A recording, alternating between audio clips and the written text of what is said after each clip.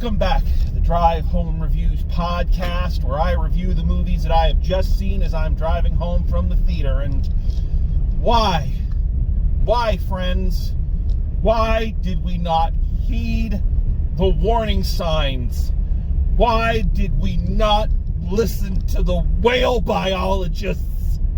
And the fifth reason whales kill is for the sheer fun of it. We had the chance and we didn't listen. We didn't listen! We didn't listen! We didn't listen! And now nature is punishing us for our hubris and delivering unto us killer whale. Oh my God. Okay, in case you haven't gleaned by now, one of the reasons I decided to do this movie is because I had an abundance of sound clips I figured I could use for it, so it's going to make editing this one a lot of fun. But yeah, okay, so I am on record as being a fan of stupid movies. I think there is a place for stupid films in our pop culture. There is room for the time chasers. There's room for the Gamera movies. There's room for the space mutinies. Essentially anything that's become a cult classic ever since appearing on Mystery Science Theater 3000. There is room for those films. There's charm in them. There's innocence in them. I myself have given favorable reviews to such ridiculousness as The Hurricane Heist and just last year, Primitive War, both of which are insanely dumb, and yet I love them. They're like candy, you know. There's no nutritional value, and they're just gonna make you fat and make you get diabetes. But you know what? They just taste so damn good. So I am not opposed to the stupid. But as I've mentioned here multiple times in all facets of criticism and public opinion, for everyone there is a line. A line that just, once crossed, you can't go back. And I'm having a hell of a time trying to determine whether this movie is so stupid it's good, or so stupid it's stupid. I am having a hell of a time coming up with an opinion because, first of all, this was not what I expected. I expected this to be a little bit sharper. I wasn't expecting, Macbeth or anything like that, but I was expecting a little bit tighter, more suspenseful kind of film with the premise. And from the moment the opening studio showed, I went, oh, this isn't an actual movie. This is one of these smaller studios trying to be a real movie. Okay, good to know. And like within the first 20 minutes, these suspicions were confirmed. This is a lower budget, what this is, you know what this is?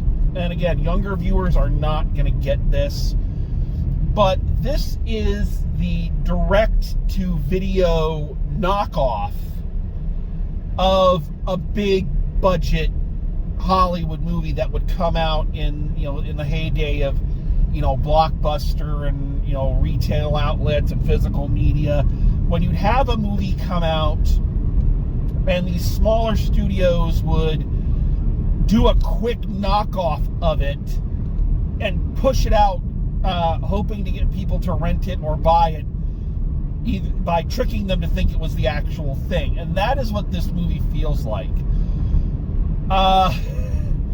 So we're going to go through this bit by bit because there's just so much to cover in this. So bear with me. All right, so right away, we're introduced to our whale, and I cannot remember what they call the whale in this film. So just in honor of Futurama, I'm just going to call the whale Mushu. Ladies and gentlemen, presenting Mushu, the educated whale who thinks he's better than you. And Mushu is following in that blackfish tradition of it's a whale in captivity that is starting to attack its trainers, that is, getting very, very pissed off at being in captivity and is starting to act out. So the first thing we see is the whale kill one of its trainers. That's the first opening bit. And then we go to an opening credit sequence, which one thing I do have to say about this movie, I have to give credit where it's due, and the music in this is pretty flippin' gorgeous. Like, I don't know who did the music, but it's really well done. Very atmospheric, moody and scary and beautiful. The opening credit sequence, which again is something of a lost art. Not a lot of films do opening credit sequences anymore. But the opening credits of this, the music and everything are really, really well done.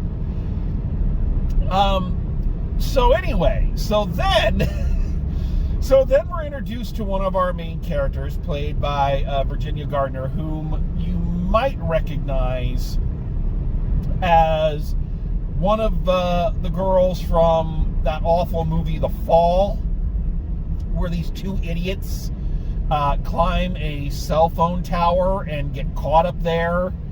You might remember that one. Which is fitting, because if you want to know what this movie is, if you need a highlight reel or a quick blurb, this is the direct-to-video version of The Fall meets The Shallows, which is really sad because The Fall was just an up-high version of 48 Meters Down, which was another shark movie. So, yeah, it's a blend of those two concepts, essentially. Where two friends wind up stranded on a rock while a killer whale tries to eat them. But how we get there is what's fun. So anyway, so after the credits, we come to like this 50 diner, and we're introduced to our main character, Virginia Gardner. She is your traditional movie heroine who has everything to live for. She's going to audition for Juilliard. She plays the cello. She's got a loving boyfriend. And oh, holly golly, is her life just looking wonderful and beautiful and spectacularific. And anybody who's ever seen a World War II movie knows how this ends. It's like, don't do that. Don't come into one of these movies going, yay, I'm just so happy. My life is before me. La, la, la, la, la, la, la. Because shit's going to get real quick. And yes, indeed, a robber comes in and attempts to hold them up, and in the process, Virginia Gardner's character is a shotgun goes off right next to her head and ruins her hearing. She has to wear hearing aids now, and her boyfriend is killed. So, again, don't ever go into one of these things going, boy, don't we just have the most to live for? Oh, good news. We just closed escrow on our little dream house. Things just couldn't be better for us. I'm so blessed. Honey, you know that global warming problem? I've discovered how we can reverse it. In my investigation into the assassination of JFK? You found the evidence you were looking for. Yes, I have proof. It's right here in my pocket. It's big, honey, really big. It goes all the way to the White House. Do you want me to hold it for you? No, it'll be safe right here. I'm in a jet. What could go wrong? Okay, so we flash forward a year later, and now we're introduced to Mel Johnson, the other girl who is Virginia Gardner's best friend, and she's made a lot of money being an influencer online and has paid for this dream vacation that Virginia Gardner always wanted to take with her dead boyfriend. Wanted to take it before he was dead. It's not like a Weekend at Bernie's kind of thing. But anywho, the two of them have a couple scenes where they talk primarily in cliches and clunky dialogue. I swear to God, I said this about The Bride, and I will say it again here. I don't know who wrote this screenplay, but you need to go and take another couple writing classes, Bubby, because holy shit, this is one of the most amateurish and cliche-filled scenes and scripts that I've ever heard in my entire life. Like, they basically just spell it all out, even using terms like "as you know" and "well, as you're aware," you know, some of the worst ways to deliver exposition. It's ridiculous. And these two characters' emotions, particularly Virginia Gardner's, they shift on a dime. It's like, yay, happy, oh, mad, oh, happy, oh, sad. I hesitate to blame the actors, because this is one of those screenplays that I don't think fucking Patrick Stewart, Ian McKellen, Judi Dench, and Maggie Smith could have saved it. You know, nobody could act these lines and make them sound natural. So I don't want to blame the actors and go, oh, they're just bad actors. I don't think their inexperience is helping them. I say inexperience, both of them have decent IMDb pages. They've got a lot of credit to their name, but there's a reason. I'm sorry, I'm not trying to be mean, but there's a reason why very few of those are high-profile films that people recognize them from. It's a blonde girl and a dark-haired girl. That's it. So yeah. Anywho, this vacation spot is also the location of a SeaWorld knockoff, which is housing Mushu, which Virginia Gardner always wanted to go see, but now doesn't want to because, you know, whales should be free in the ocean and not confined to fish bowls. I'm not disagreeing with that statement, but that's the exact dialogue that they use. So again, she goes, oh, I'm mad. And then her friend goes, oh, come on, let's have fun. Oh, okay.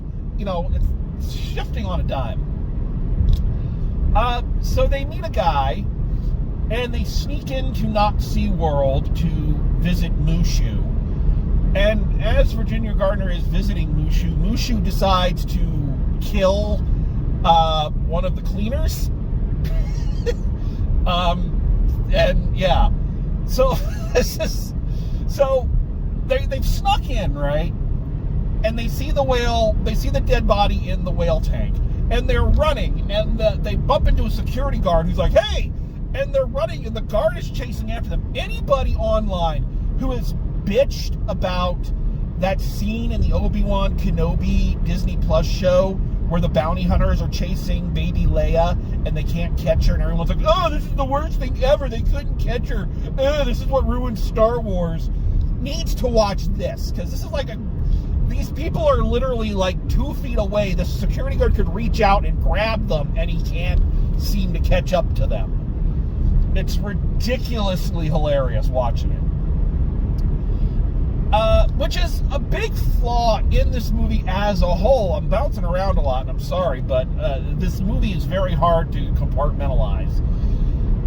Is that you shouldn't be laughing at scenes that are supposed to be traumatic.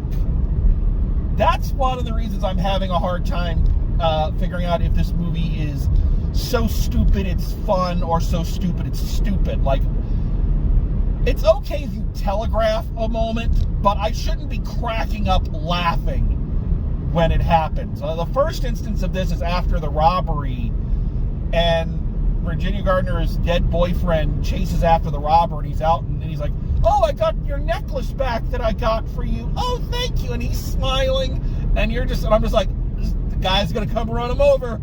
The guy's going to come running over, and then boom! And I cracked up. And I don't think that was the emotion they were attempting to invoke, but it's what happened. And this is not the last time this will happen during the course of this film. So anyway, the Mushu eating the cleaning staff is apparently the last straw for whoever's running this park. I'm going to come back to this in a second, because this is a whole other kettle of fish. But apparently that's just a step too far.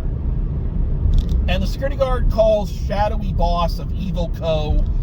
and says, oh, he killed the cleaner. And the guy's on the other end of the again? Get rid of the fish!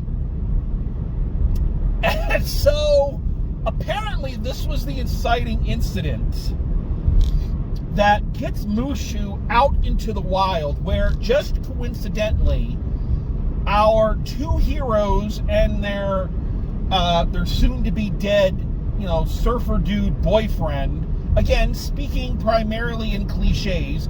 There are a list of phrases I want banned from movies. Say hello to my little friend. Are you talking to me? Are you talking to me?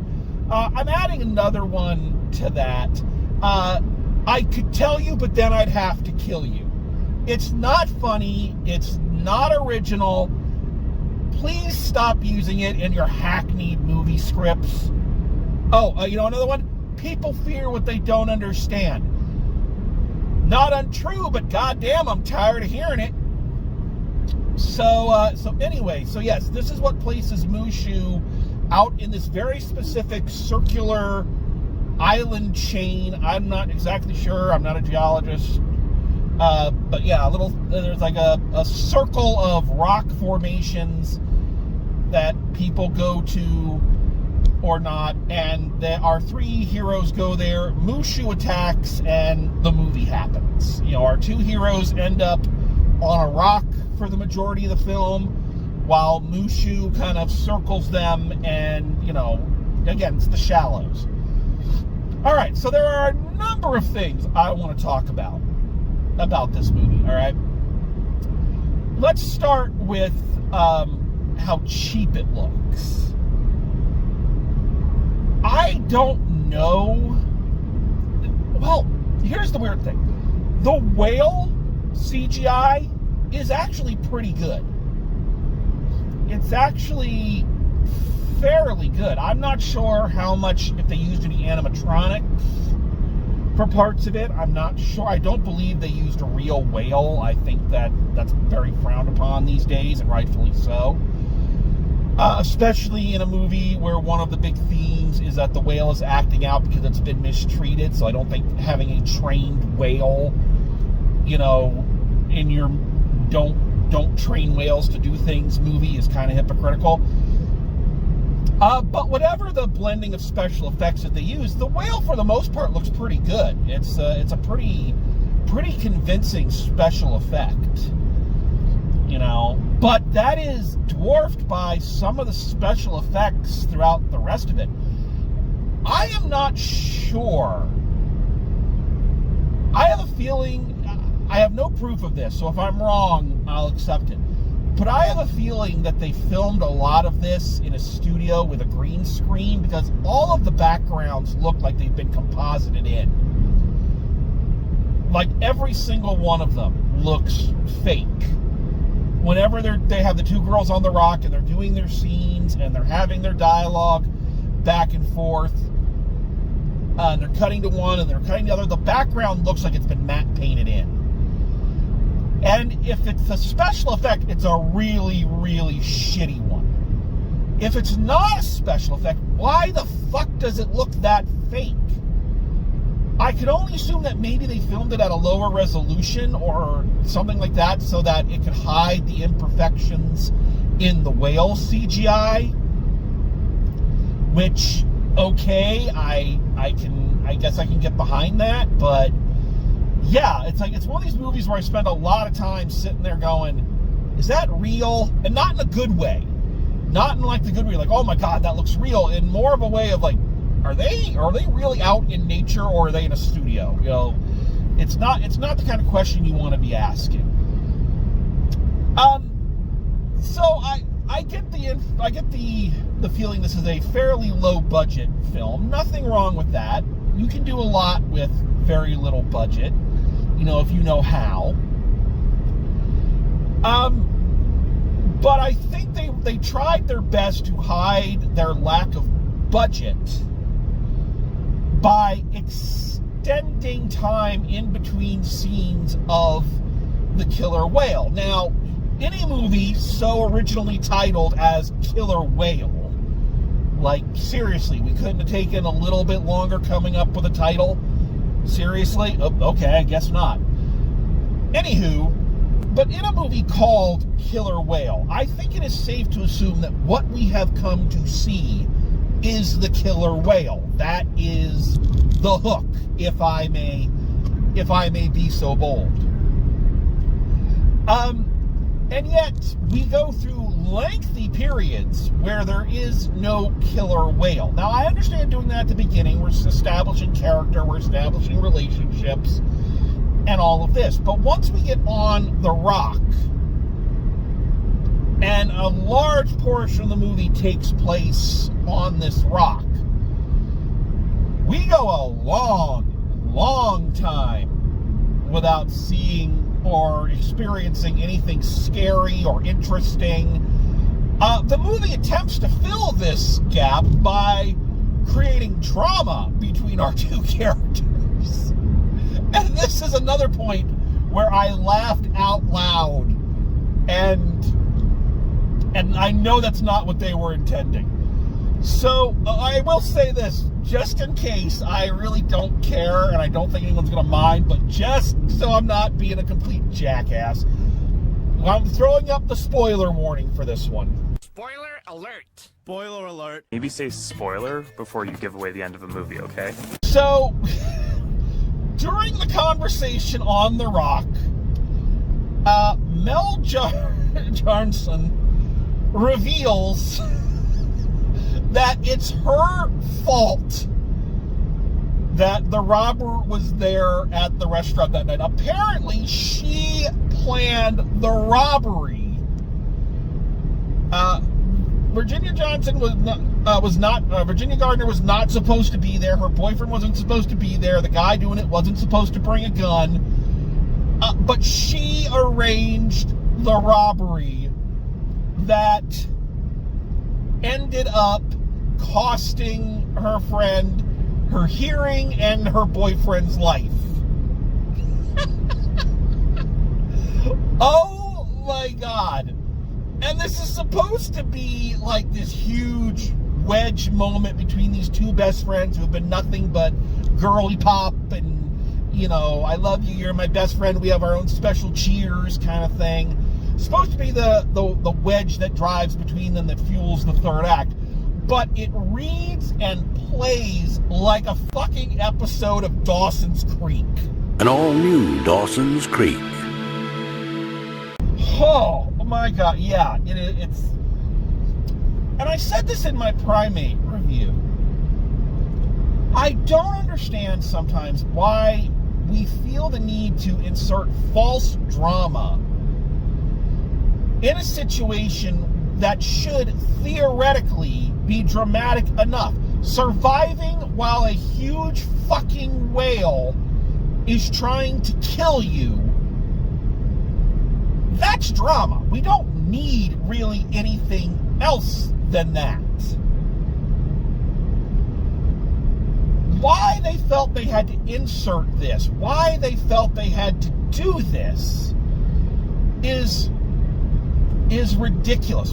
And again, it's one of those things that I laughed so hard. I had to stop the movie because I was laughing so hard. At the reveal, at the reactions and everything. You're just like, this could not be more melodramatic.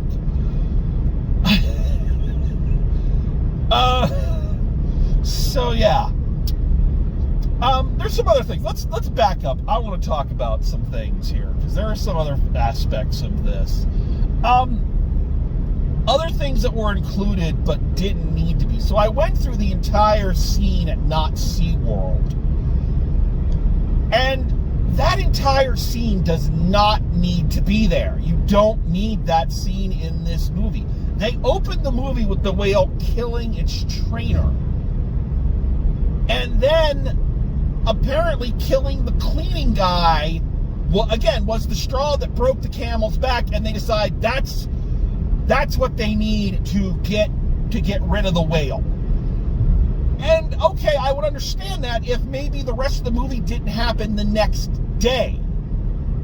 So they fucking moved this whale and did all this in a night with nobody fucking noticing. How did the security guard arrange all that? Whoever was on the other end of the walkie-talkie told the security guard, get rid of the fish.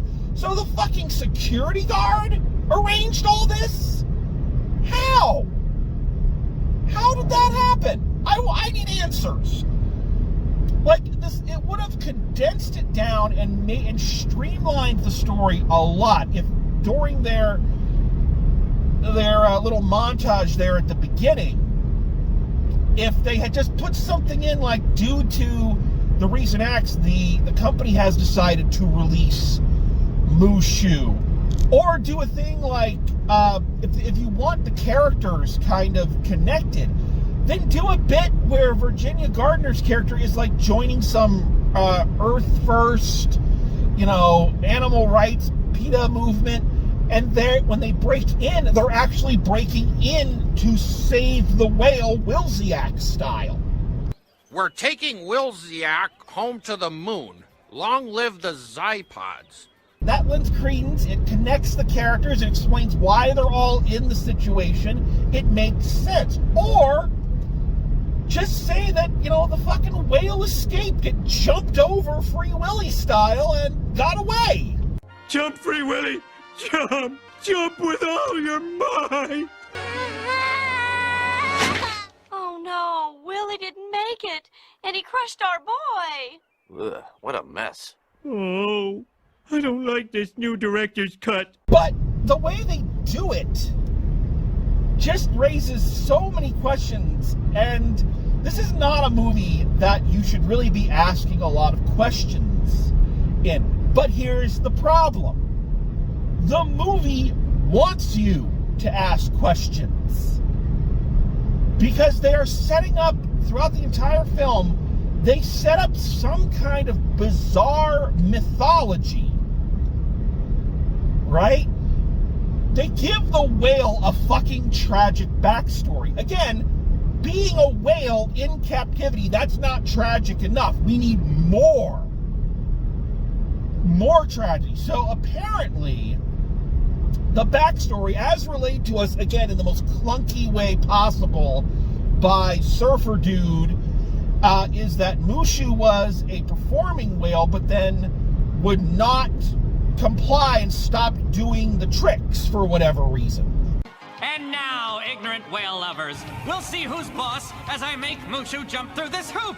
So, the corporation, whatever, tried to breed Mushu, and Mushu had a calf, but then something mysterious happened. The calf, they put out the thing that the calf died, but nobody believes that. People think they took the calf and are doing something with the calf and are, to give Mama Whale a reason to go on a killing rampage. And I'm sitting there going, what is the purpose of all this? And then it hit me.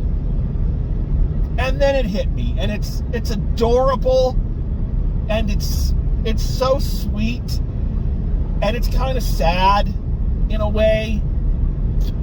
Killer Whale wants to be a franchise. Killer Whale is already doing sequel baiting. What happened to the whale? What happened to the calf? What was the corporation doing with the calf? Was there this evil umbrella corporation-esque thing underneath not SeaWorld, and they were training it to, get bombs or giving it cybernetic legs to walk on land? What? And you know this because, again, spoiler alert, Mushu doesn't die in the end. Mushu is defeated enough to swim off into the unknown so that our survivor can get away in one of the most anticlimactic endings that I have ever seen. Like, the movie really does just kind of end. Like they, almost like Monty Python and the Holy Grail, like they ran out of money and they're just like, and we're done. So, you want to end your movie that way, huh? Okay, get bent. We're out of here. So anyway, but yeah, Mushu survived. clearly because this movie wants there to be sequels, wants there to be Killer Whale 2, 3, 4, where we follow Mushu and we're sympathetic towards Mushu and we're going to find out what happened to the baby and all of this. And once I realized that, it was just a very, oh honey, oh sweet movie of mine, you think you're getting sequels. Which, you know, let's be fair, you know, they've made God knows how many Puppet Master movies, so, you know, it is not out of the realm of, they made several Anacondas, you know, it's not out of the realm of possibility, but the way in which this movie is, I guess in some ways you can sympathize. A lot of movies run into the problem of, you throw everything into the first film, and then if the studio says we want a sequel, you're asking yourself, well, where do we go with this? So this one, I guess, was really being optimistic and saying, oh, well, we've already got the sequel planned. But I don't know. It's very sad. It's the same way I feel when a person who hasn't done any work all semester in the last week tries to turn everything in and thinking they're going to get their grade up, and you're just like, oh, bless you for trying, but no.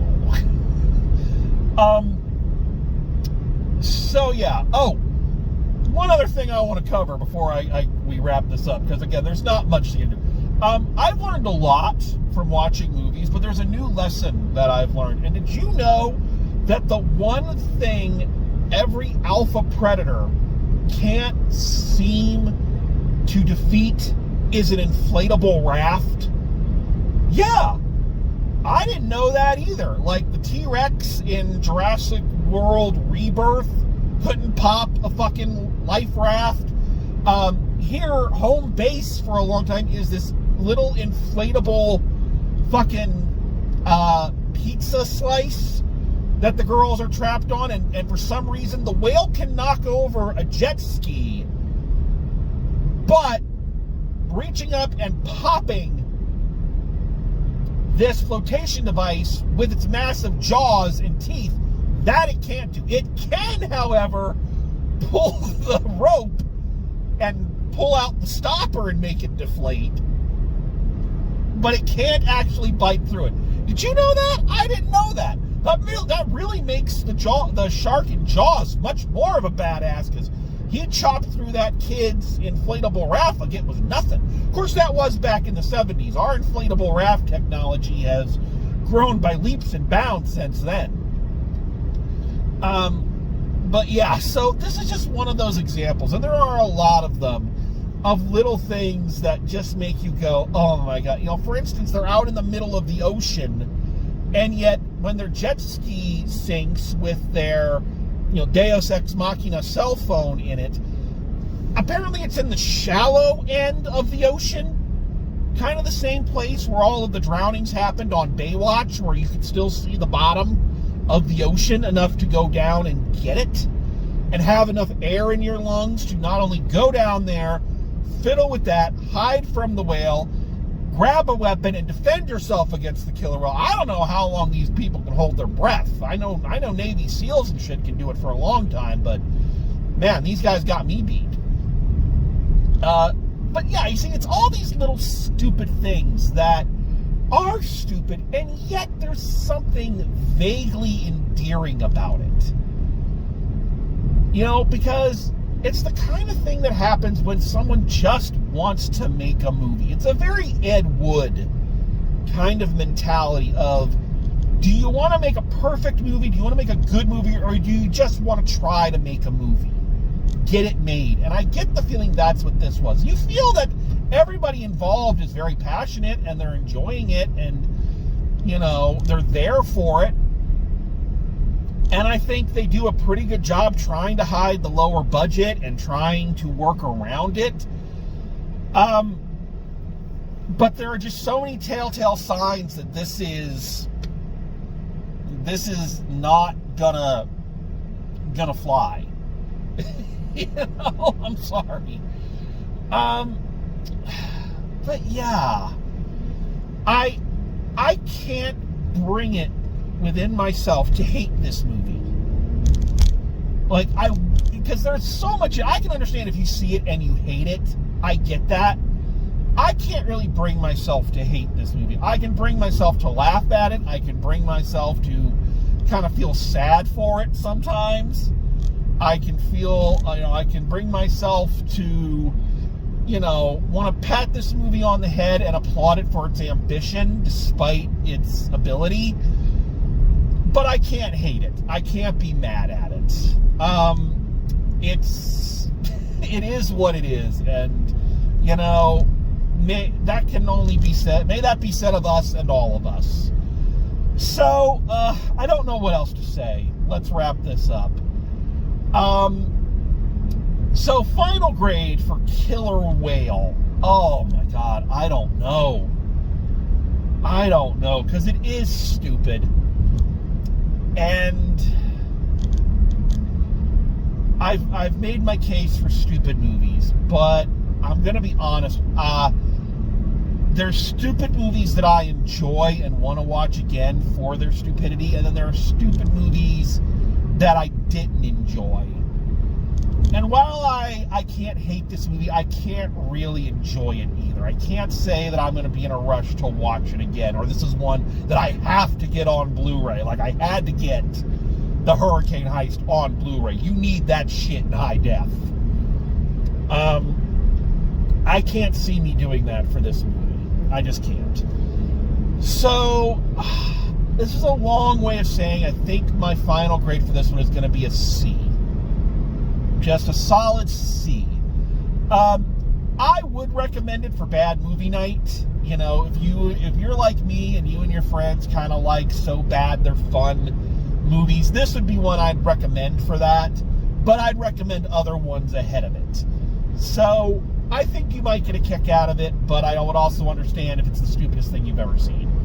So yeah. Okay, so there it is. I've wrapped up. I've said everything. Go watch it and make your own decision. Okay, but anyway, I want to thank you for coming along with me. Thanks for listening. Thanks for coming along. And as always, drive safe. And I will see you at the movies. And because I didn't get to use this one, here's my last whale sound clip.